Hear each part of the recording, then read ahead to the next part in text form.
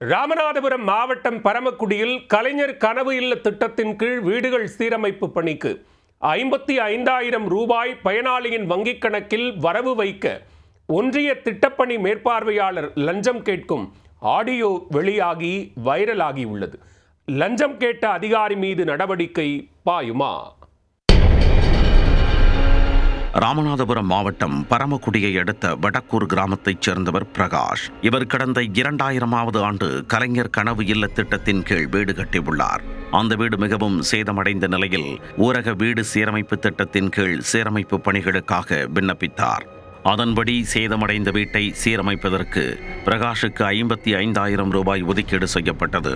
பரமக்குடி ஊராட்சி ஒன்றிய அலுவலகத்தில் கடந்த ஏப்ரல் மாதம் நிதி ஒதுக்கி பிடிஓ உத்தரவிட்டார். நிதி ஒதுக்கப்பட்ட பின்னரும் கடந்த 5 மாதமாக பிரகாஷின் வங்கி கணக்கில் பணம் வரவு வைக்கப்படவில்லை. இதுகுறித்து பிரகாஷ் ஒன்றிய திட்டப்பணி மேற்பார்வையாளர் ராமர் என்பவரை செல்போனில் தொடர்பு கொண்டு கேட்டுள்ளார்.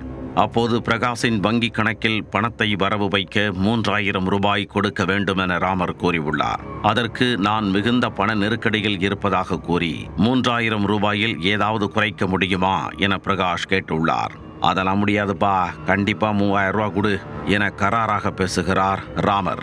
இந்த ஆடியோ வெளியாகி தற்பொழுது சமூக வலைத்தளங்களில் வைரலாக பரவி வருகிறது. ஒரு 3 ரூபா கொடுக்குவா சார்?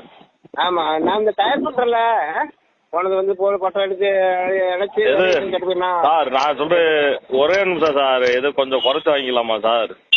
பல்கா, அதாவது உங்களுக்கு 2 தவணையத்தை ஏற்றி சொல்றாரு. ஃபர்ஸ்ட் முதல் தவணை ஏறிச்சு, 2வது தவணை முழுசா ஏறிடும். நான் போட்டோ எடுத்து அந்த வெரிஃபிகேஷன் சர்டிஃபிகேட் கொடுக்கணும். சரிங்க சார், சரிங்க சார். மட்டும் முதல்ல சொல்லிடுறேன். சரிங்க சார். இல்ல எதுவும் குறைச்சு கொடுக்கலாமா? 3 ரூபா கொஞ்சம் நான் கொஞ்சம் சிக்கல்ல இருக்கேன், அதனாலதான். இல்லைன்னா ப்ரெஷர் பண்ண மாட்டேன். இது வந்து நம்ம அங்கே சொல்ல முடியாது. பணம் வந்தாலும் ஏற்பாங்க. ஆபீஸ் மேட்டர் என்ன தெரியுமா, நம்ம ரெக்கார்ட்லாம் மழை கொடுத்துருக்கோமா, கட்டினது சரியா அப்படின்னு பார்க்கல. சரிங்க சார். இந்த விவகாரத்தில் ஒன்றிய திட்டப்பணி மேற்பார்வையாளர் ராமர் மீது நடவடிக்கை எடுக்க வேண்டும் என கோரிக்கை எழுந்துள்ளது.